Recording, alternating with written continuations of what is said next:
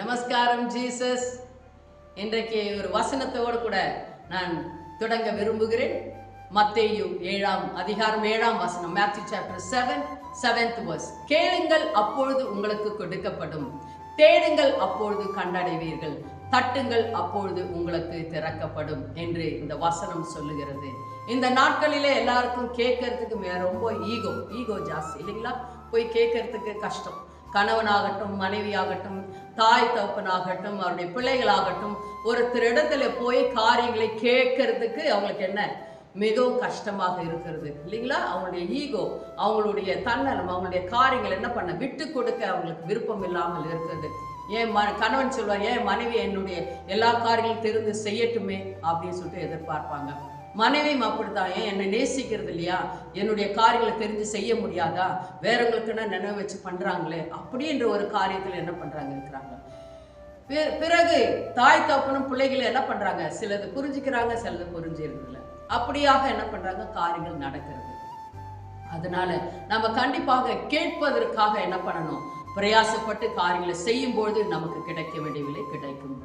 அடுத்ததாக நம்ம என்ன பண்ணணும், தேடணும்.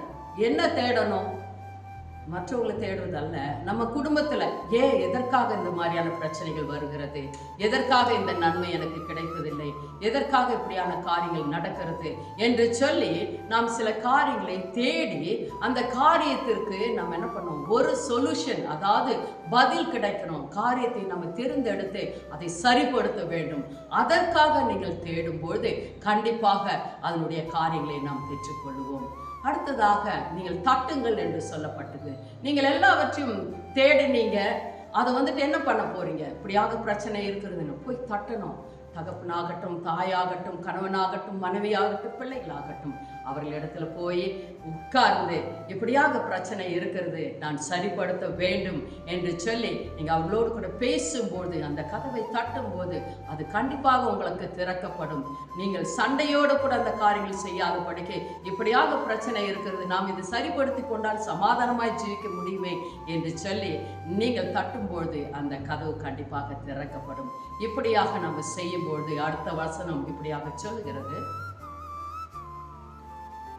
ஏனென்றால் கேட்கிறவன் எவனும் பெற்றுக்கொள்ளுகிறான், தேடுகிறவன் கண்டடைகிறான், தட்டுகிறவனுக்கு திறக்கப்படும். ஆமென். நீங்க கேட்கும் போது கண்டிப்பாக நீங்கள் பெற்றுக்கொள்வீர்கள், நீங்கள் தேடும் போது கண்டிப்பாக கண்டடைவீர்கள், நீங்கள் தட்டும் போது உங்களுக்காக கதவுகள் திறக்கப்படும். ஆமென். உங்களுடைய வாழ்க்கையில் இந்த காரியத்தை நீங்க செய்யும் போது கண்டிப்பாக இதுக்கு ரிசல்ட் உங்களுக்கு கிடைக்கும். நீங்க யூஸ் பண்ணி பாருங்க, செஞ்சு பாருங்க. உங்க வாழ்க்கையில கண்டிப்பாக இந்த காரியங்களை நீங்கள் வெற்றி பெறுவீர்கள். கர்த்தரிடத்துல மாத்திரம் போய் தட்டின்னு இருக்க வேண்டாம், தேடின்னு இருக்க வேண்டாம், கேட்க வேண்டாம். நம்ம செய்ய வேண்டியதை செய்யும் போது கர்த்தரிடத்துல போய் எதை கேட்க வேண்டும் என்று நீங்கள் அறிந்து, தேட வேண்டுவது எதை என்று சொல்லி நினைத்து, பிறகு நீங்கள் அவர்களை பெற்றுக்கொண்டு அந்த திறக்கப்பட்ட கதவிலே உள் நுழைந்து நீங்கள் சமாதானமாய் சந்தோஷமாய் இருப்பீர்கள். கர்த்தருக்கு ஸ்தோத்திரம். God bless you. கண்களை மூடி நம்ம செபிக்கலாம். அப்பா பிதாவே, உமக்கு ஸ்தோத்திரங்கள், நன்றிகள் கர்த்தாவே. தர்மையான வேளையில் ஐயா ஆண்டவரே, இதோ கர்த்தாதி கர்த்தனே, நாங்கள் இந்த வசனங்களை வாசித்தோம் கர்த்தாவே. கேளுங்கள் கொடுக்கப்படும் என்று சொல்லி கேட்கிறவன் பெற்றுக்கொள்வான் என்று நீர் சொன்னீர் ஐயா. அப்படியாக மக்கள் கேட்கட்டும் ஐயா, உம்மிடத்திலும் ஆண்டவரே வீட்டிலும் கூட கர்த்தாவை கேட்டு காரியங்களை பெற்றுக்கொள்ளட்டும் கர்த்தாவே. பிறகு தேடட்டும் ஐயா, உண்மையும் தேடட்டும் ஆண்டவரே. பிரச்சனைகளை தேடி கண்டுபிடித்து அதை சரிப்படுத்தட்டும் கர்த்தாவே. ஆண்டவரே பிறகு பிரச்சனைகளை சால்வ் செய்வதற்காக கதவுகள் தட்டப்படட்டும், திறக்கும் ஐயா. அவர்கள் போய் அதை சரிப்படுத்தி குடும்பமாய் சமாதானமாய் ஜீவிக்க நீர் ஆசீர்வதிக்க வேண்டுமாய் ஜெபிக்கிறேன். உம்மால் கூடாத காரியங்கள் ஒன்றுமில்லையே கர்த்தாவே.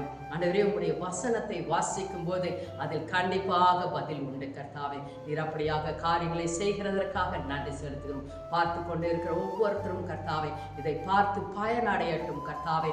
தங்களுடைய வாழ்க்கையில வசனத்தை வாசிக்கிறது மாத்திரம் அல்ல கர்த்தாவே, அதன்படி நடக்க உதவி செய்யுங்க ஐயா. பொறுப்பேற்றுக் கொள்ளுங்க, வாய் நடத்துங்க. இயேசு கிறிஸ்துவின் நாமத்தினாலே ஜெபிக்கிறோம் நல்ல பிதாவே. ஆமென். God bless you. நமஸ்காரம் ஜீசஸ்.